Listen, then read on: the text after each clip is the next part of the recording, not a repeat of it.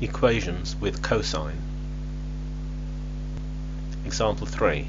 Solving cos x equals 0.25, again using the algebraic solution and solutions in this interval. So from the calculator, cos inverse of a quarter gives us this angle, change the sign, plus or minus 360. So this angle is already beyond 360, so I don't need to add 360 again. The minus 284 degree angle, I could subtract 360 again, but obviously it's going to go outside the range. This one here, if I add 360 I will be outside the range, and this is already outside that range there. That one was okay, and this, no to that, that one's fine, and no to this. So the four angles I've ticked, if you round them all to 3 significant figures, you get these angles here. And on the graph we can see each of those angles, so that's minus 284, minus 75.5, 75.5 degrees, and this one here 284 degrees. And again you can see there's symmetry here. If you've got an angle with a minus, there's one with a plus, a minus, there's one with a plus, because the graph is symmetrical about the y-axis. Example 4. So we need to prep this equation first into a form that we can solve. So take the 0.8 to the other side.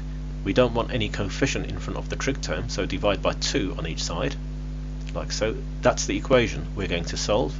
Again, we're going to use this method, and we're looking for solutions in this interval. So from the calculator, so cos inverse of 0.4 gives us this angle, we change the sign, plus or minus 360. So that angle plus 360, I could add 360 again, I haven't reached 700 yet, it might reveal another angle that's valid. There's no point subtracting 360 from this, it's already negative and we're not looking for any negative values. Down here, yep, we could add 360 to this one, and we can't do anything with this.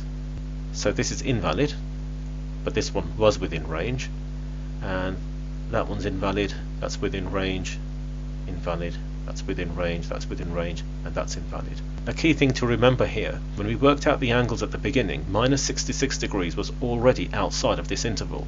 But don't discard this. If you discard this angle too early, you won't find this one or this one.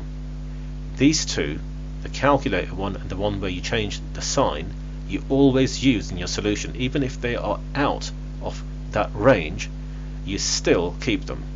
And finally, we round the ones that we want to 3 significant figures. Example 5, to solve this equation we need to work out the value of minus tan 30. You can put that into your calculator and it will give you this value. So cos x equals this ratio. So that's the equation that we're going to solve, again using these rules, and the angle x here is in this interval. So solutions in this interval only.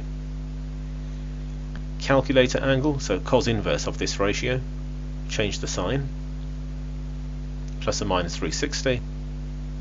So I don't need to add another 360 to this. I could subtract 360 from this again. That's already out of range, nothing to do there, and this one is very close to minus 500, no need to do anything there. So let's try this one. Let's subtract 360 again, and it doesn't give anything useful.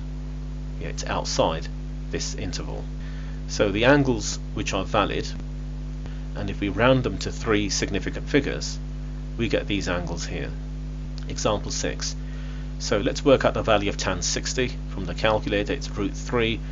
Root 3 is not in this interval.